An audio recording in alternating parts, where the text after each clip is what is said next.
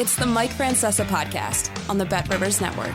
Hello again, everybody, and welcome to the Mike Francesa podcast, brought to you by the good folks at Bet Rivers. Go to the Bet Rivers app for all of your wagering needs as we get ready to embark on another football season right around the corner. College football will be underway really this weekend, as a matter of fact. So that'll be starting right up. NFL right behind it.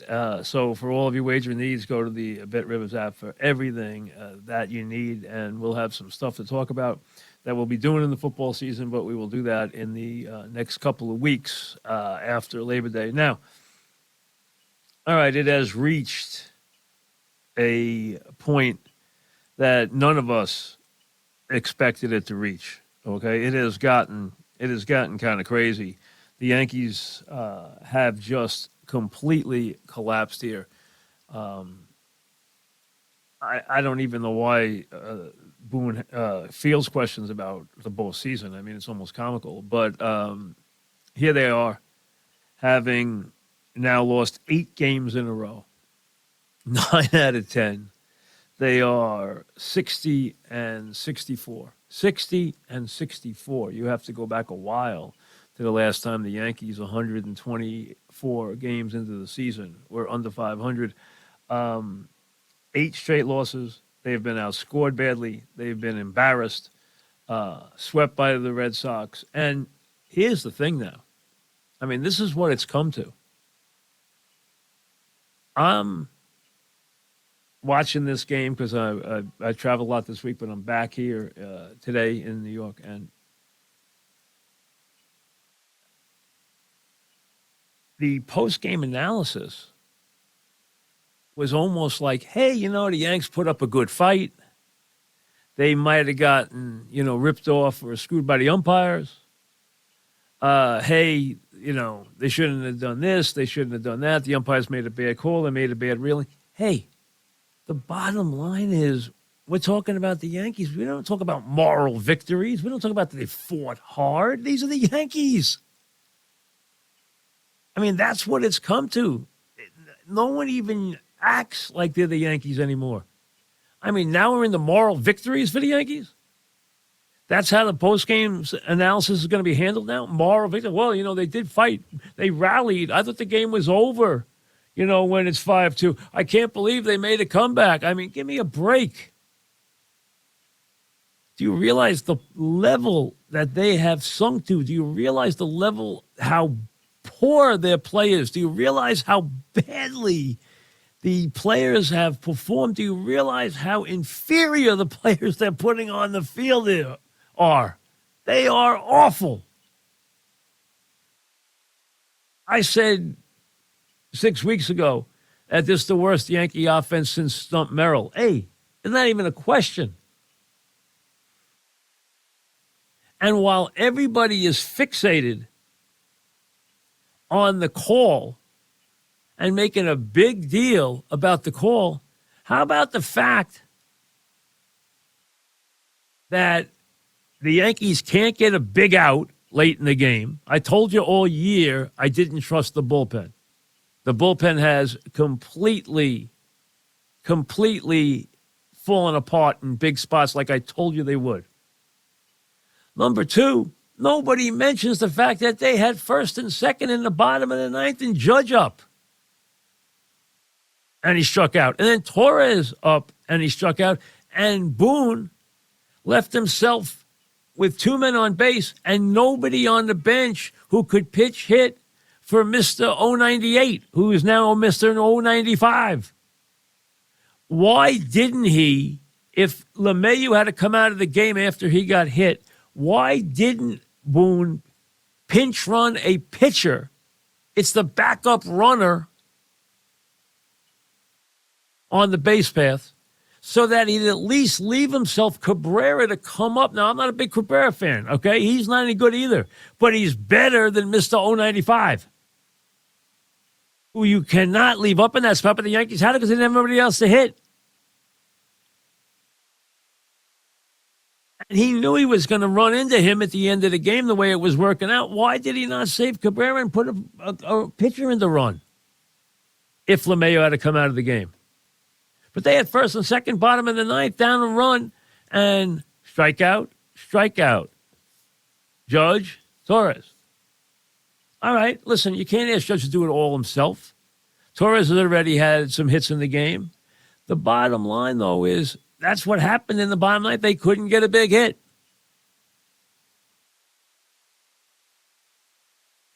Well, Turner shows you he's everything you want in a guy, okay? The Dodgers gave up on him. The Mets gave up on him. He made the Mets look bad. The Dodgers gave up on him. Now he makes the Dodgers look bad. He gets big hits in big spots because he's a hitter. He's a legitimate hitter, and he's wonderful in the clutch. But it's not about Turner.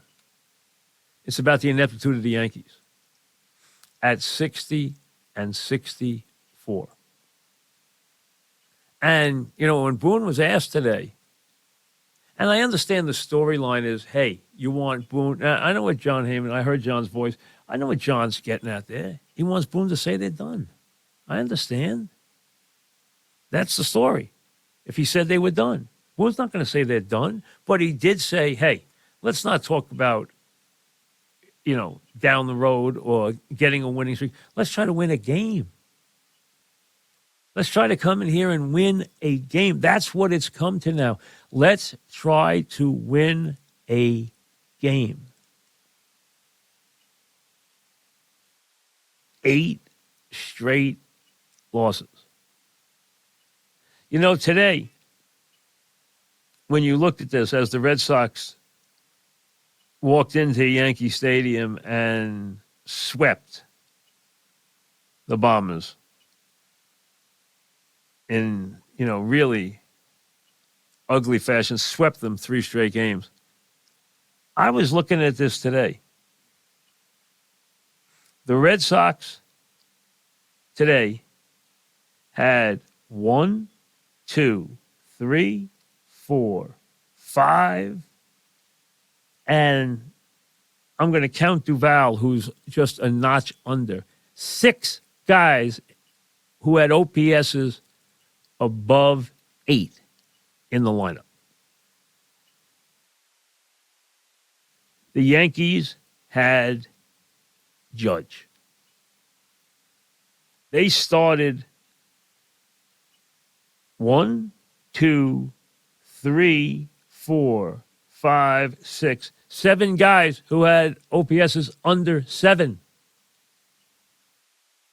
And they finished the game with a 576 in the lineup, and they finished the game with a 398 in the lineup.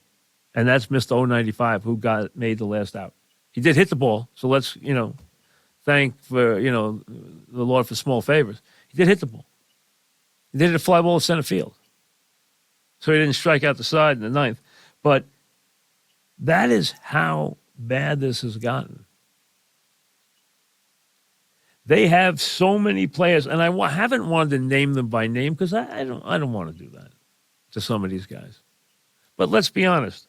If I run down this thing right here without naming any names, in today, guys who participated in today's game who shouldn't be on a team wearing pinstripes.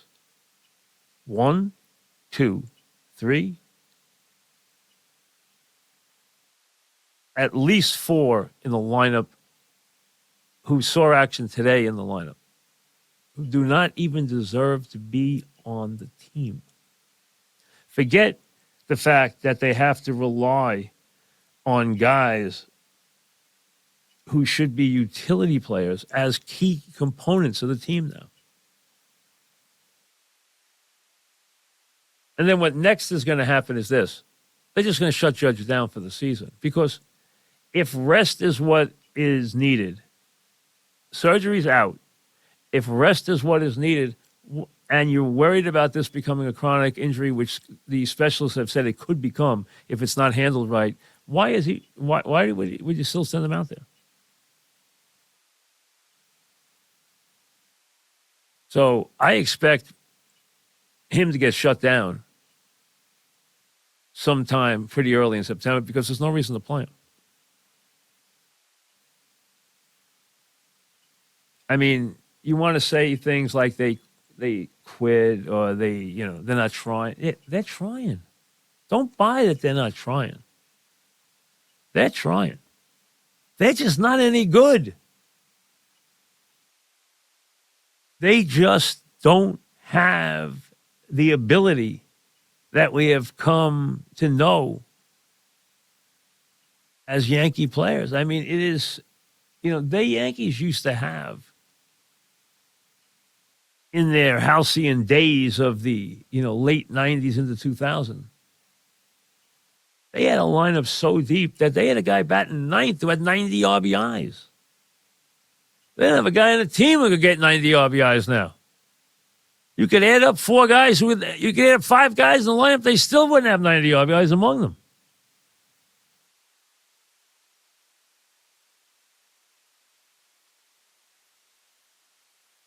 This has gotten to the point where it's almost like watching a train wreck. I mean, you want to say enough already, but you're like, it can't get worse, can it? The answer is yes.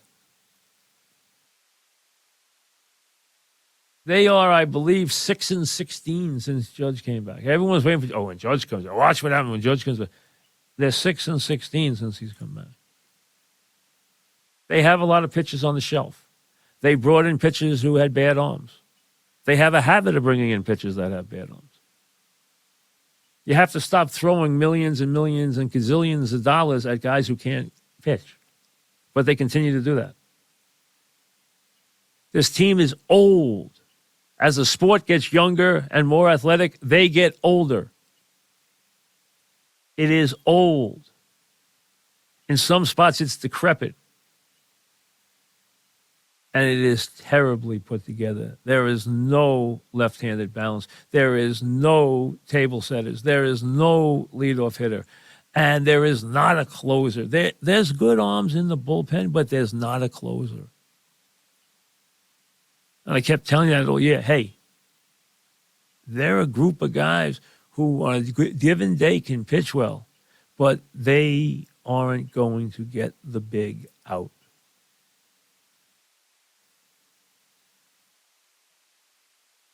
And we've been through, and you can flip on anything any day, and everyone's talking about the Yankees. Of course they are, because listen, when you critique sports, the negative is the constant. And when it gets to this level, well, you can bang on Boone and bang on Cashman and bang on Hal all day. Because this team is sitting here 60-64. The Yankees.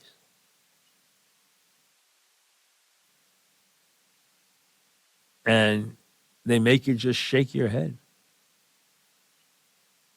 They got guys, I'm telling you, I saw some bad Yankee teams in my life, folks. I, as a kid, obviously came to being a Yankee fan as a youngster as the dynasty started to decay. It still had some good days because I remember 61. I remember 62 clearly. I remember 64 like it was yesterday. And obviously baseball then changed. The Yankees weren't able to sign any player they wanted. You now had a draft. The American League had really been behind in signing black and Hispanic players, which hurt the Yankees and hurt the entire American League. And no one wanted to deal with them because they wanted them finally to stop dominating the sport like they did year after year after year after year, decade after decade after decade. And it happens. So when I was just growing up, I still had a couple of years of Mantle to cling to, but he wasn't who he had been by any stretch after 64.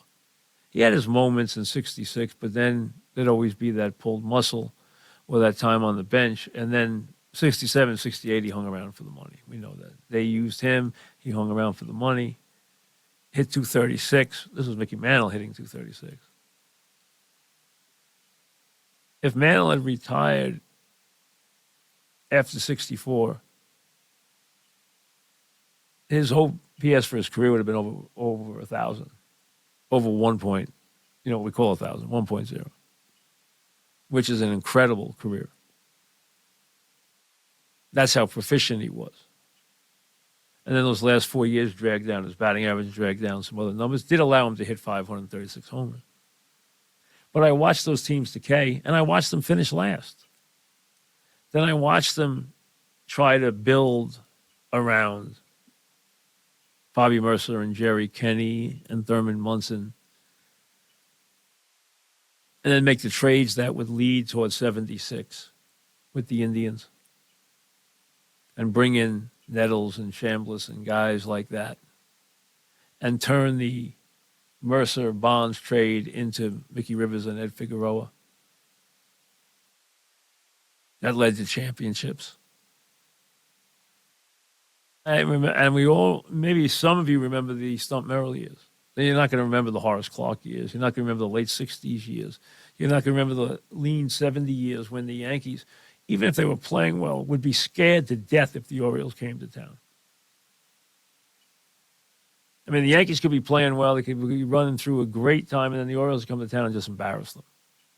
Robinson, Powell, etc. The great pitchers. Orioles own them. See, when I was a kid, I hated the Orioles. I didn't hate the Red Sox because the Red Sox were a non-entity. I hated the Orioles because they used to embarrass the Yankees. Frank Robinson used to rub their noses in it. So some of you haven't seen that. Some of you grew up, a lot of you grew up and cut your teeth on the dynasty, which it was, that was built in the middle to later 90s. And all you know is playoffs. And for a while, all you knew was championships. If you were old enough or a teenager in those years or a young man in those years, you saw the Yankees win World Series after World Series and put together incredible strings of World Series victories and be there every year and have golden performers in the postseason. From Jeter to Bernie to Andy Pettitte to Mariano, and down the line we go. So you've been spoiled. And the franchise has been spoiled. And let's be honest, the Yankees have sold tickets in this era like they had never sold tickets in their history. When they were around in the glory days of the 50s, the 40s, the 50s, the early 60s, they didn't draw great. They never drew anywhere near 3 million, forget 4 million, which they didn't see until A-Rod came to the team. The Yankees this year averaged 42,000 people per game. Now, I don't know how many empty seats we're going to see in September. A lot of them are sold, so they'll probably use them.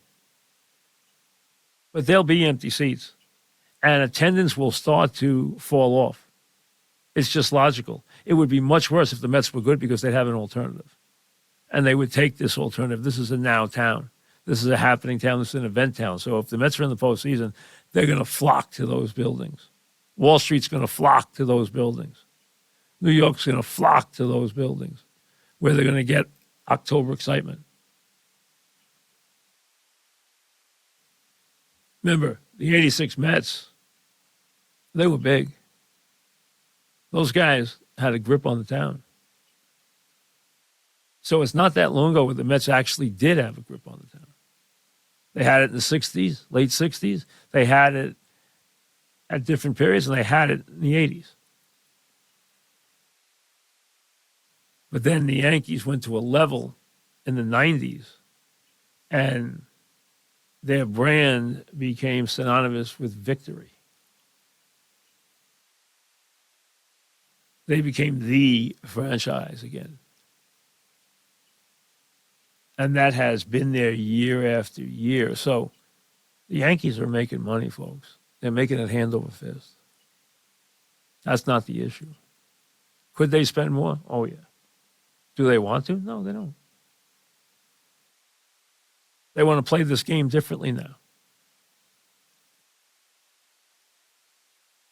And that age-old battle that is going on in every front office between the new age, which is going on in every business in America, the new age of artificial intelligence, the world of analytics. That is the battle that is being waged. And what is the right mixture to build the ball club? This team has been very poorly put together for quite some time. They've been unlucky at times, sure. But they've had a very bad plan, a flawed plan. And one you would think has got to change, but don't be so sure it will.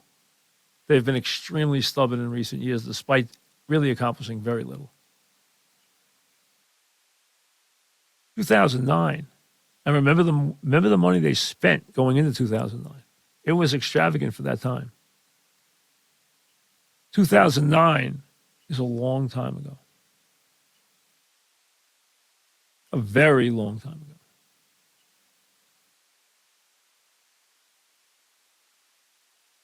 And right now, they are at the lowest point they have been as a franchise in a very, very long time. They have a lot of work to do before you can look at them and really see them as Yankees again. They're anything but that right now. Your emails when we return. You're listening to the Mike Francesa podcast on the Bet Rivers Network. Mike Francesa podcast at gmail.com. That's where you send your emails. We get as many as we can. As for the Mets, hey, who cares if they have a winning streak or losing streak? We know the die has been cast with the Mets this year. How many home runs Alonso has is interesting. The fact that Alonso has been somewhat scapegoated here. Are there issues? Yes. Has Alonso been in the middle of it? Yes. Did he have a fight with DeGrom last year? Yes. Were there other problems on the team last year and this year? Yes. You didn't hear about him last year when they won 101 games. This year you're hearing about him all the time.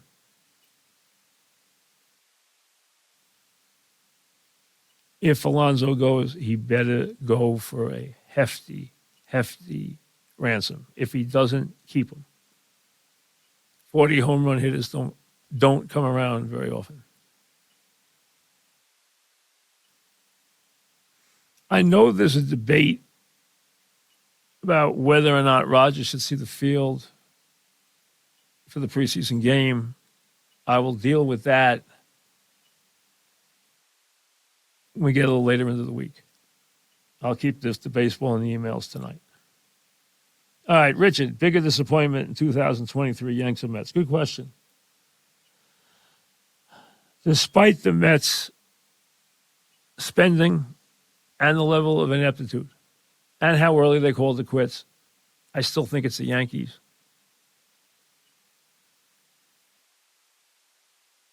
I thought both teams were flawed. I didn't think either one had improved themselves from last year. But I never thought I would see a Yankee season like this. So despite all the Met issues, I still have to say it's the Yankees. Because if you had told me that they were going to be 60-64, with 10 days left in August, I wouldn't have believed it. Not 60-64. Lose the division? Yes. Miss the playoffs? Okay. 60-64, didn't see that. Wesley, do you consider Mike Trout an all-time great? I've heard avid baseball fans say that he's generational. I've also heard that he's overrated. Well, he gets hurt a lot. We know that. And he hasn't won a lot. Here's what I would say about Trout. Wonderful talent. Nothing he can't do on a baseball field. He's a Hall of Famer. He's not an all-time great at this point. Not. Is he a Hall of Famer? Yes. He's a Hall of Famer, absolutely. As he approaches 400 home runs, I think he has 370 something. Or somewhere around there. His OPS, I think, for his career is in the 990s, which is very good. That's Hall of Fame material. Like I said, I think he's a Hall of Famer. I don't want to call him an all-time great. David, do you think that Rob Saleh can lead the Jets to a Super Bowl after being mediocre his first couple of seasons? I have pointed to that being a very, very big concern of mine. I've told you the big issues that I have are the offensive line, which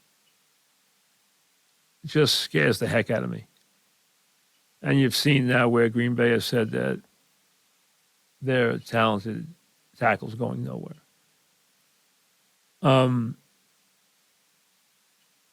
I am concerned by the offensive line. I'm also concerned by the coaching staff. I don't think it's up to the level that the quarterback is going to take them to. I worry about both dramatically. I worry about them a lot. Do I trust the coaching staff? Not even a little. I think that scares me. Offensive line really scares me.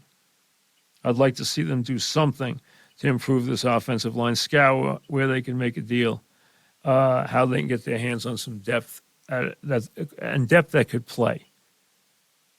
I just worry a great deal about the offensive line. It's so critical to what they're going to do. So when do the Yankees come to their senses and fire Boone? I'm going to tell you this again. You can make Boone the issue, but he's not the issue. Does that mean he's done a great job? No. Does that mean you can't replace him? No. But replacing Boone tomorrow, you can handpick anybody you want. You can have an aging guy who's had success.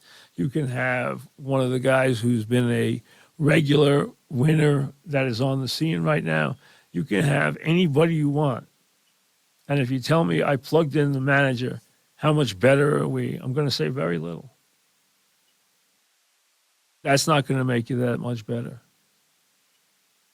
The manager can mess things up, but his strategy and his handling of the team is in only the rarest of occasions worth a lot of games. Francona is a good number of games because his players will respond to him unbelievably. He also handles the pitching very well. He handles the team very well. And he's a rare, rare manager. But if you're asking me who's the bigger issue, what's the bigger issue, the manager or the front office? It's the front office by a mile. But I'm telling you, the owner's an issue. A lot of people don't see that. They don't understand it because they just look at the amount of money. Yankees spent money. Look at the money. Look at that. That's so simplistic, it's almost silly. Of course they spend money, but do you realize how much money they have? Do you realize how much the Yankees, at $42,000 per game, which is second only to the Dodgers, and is significantly higher than any team in baseball other than the Dodgers, that the Yankees charge the highest ticket prices, that the Yankee fan, as he enters that stadium, spends more money per capita, per head, by far than any fan in baseball. It's not even close. He spends $40 for parking before he gets out of the car. He buys an expensive ticket. He gets hit with caps and buy this and buy that and jackets and jerseys and T-shirts and that are all way overpriced. But the Yankees don't stop there. There are teams that get nothing for their radio deal. Do you know what the Yankees get for their radio deal? I do. And for radio, it's a big deal. They not only have their own network that is a profit center, they are streaming. They're streaming here. They're on Prime. They're on Apple Plus. They're here. They're there. They're here. They're there. They're taking it from every angle with both hands. So, of course, they spend some of it. They have a fortune. They generate a fortune.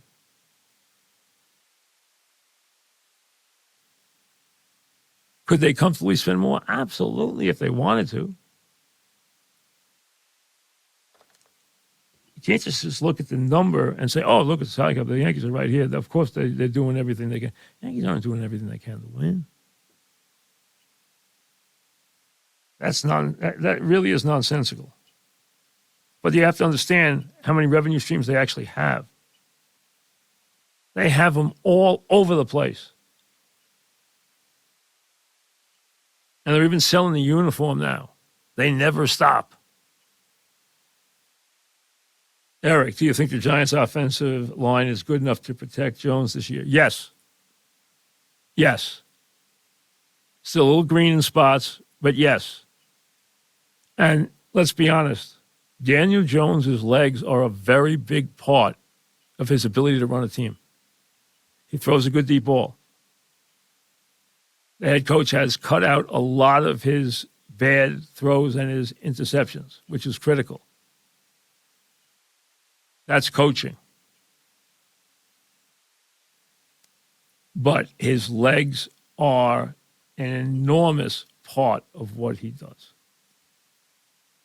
If you took his running away, he would not nearly be as efficient.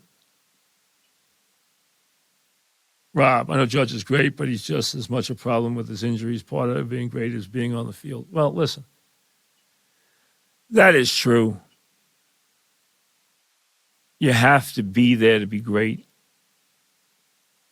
But listen, Judge last year carried the team at an extreme level. His WAR last year was one of the highest in this century. It ranked with Bonds. It ranked with Mantle, 56, 57, back to Ruth. You're talking about a WAR in the 12 range. He meant everything to this team last year. He dragged a team that had a lot of warts into the postseason. This year hasn't been the same year, obviously, for him. Last year was a magical year for him. There's some things about Judge I don't love, but it would be foolish to say that he's not a brilliant player, because he is. Mike, the Yankees feel disinterested, completely inadequate to the rest of their competitors, and the best way I can describe them is stale. Well, listen, when teams don't hit, when they're inadequate at the plate, they look like, when you get 2 hits, you look like you don't care. You look like you're not trying. They're trying. They're trying. That's what's even sadder. They're trying. Now, does that mean Stanton's going to bust the gut on the on the base pass? He never has. He never will. Is Torres going to vapor lock in the field and on the base pass? Yes, because that's who he is. He's a good offensive player, but he can be just a clown in how many mistakes he can make on the field. He's got ability, but he also is out there sometimes in Neverland. But listen, the Yankees are trying. Don't think they're not. They're just not any good. And you put up guys hitting 95, they are going to produce nothing. That's it. When you're putting in people in corner outfield spots who play like these guys, it's almost comical. These are the Yankees. The Yankees have always carried themselves with an arrogance, pomposity, but that's because they were good and they knew they were good. They didn't need you to tell them they were good. They knew they were good. They expected to win. And when you're good at what you do expect to win. And all that has been just dissipated and melted away. And they have very little in the organization. I'm not one of these guys who goes ranking the minor league players. But I saw that the Yankees were ranked 22. I just know they're not bringing anybody up. Now, I think Volpe's a player. He has gone through a tough year. He's going to strike out close to 200 times. He's probably going to hit 220. That's fine. He's fielded his position well. He's been heads up. He runs the bases with a purpose. He's hit home runs. I would say overall he's done a good job. And he showed that he has promise. I think he does have promise. Now, do I think he's going to be a star? I wouldn't say that, but I think he's going to be a good, solid player. And he's going to get better. Between his second and third year, especially, I think he's going to get much better. It might take him another year. But he's going to finish this year with 20 homers. And he's played his way through everything. And he hasn't allowed his slumps to affect his fielding. Now, he might not have the most range, but what he is heads up. He wants to play. He likes to play. He plays heads up. I think he'll be okay. But there's not a lot of people you can say that about this team where you look at it and say, oh, that's a really nice piece for the future. There aren't many that you can say that about right now. And, you know, I've said this to people that I talk to the Yankees about. People I've known for a long time, people who are around the team and stuff. And I say, I haven't liked the Yankee team in years. And that's a fact. Now, they still had some good seasons. They won a lot of games. They went to the postseason. They had their moments. So that's all true. But I've never embraced one of these teams in years. Because they've never felt like Yankees to me. They've lost that. And that is something that is very special. They need to find it. They really do. In how they design the club and how they go forward, they need to find it. They need to tap into that. We'll see you later. Thanks for listening to the Mike Francesa podcast on the Bet Rivers Network.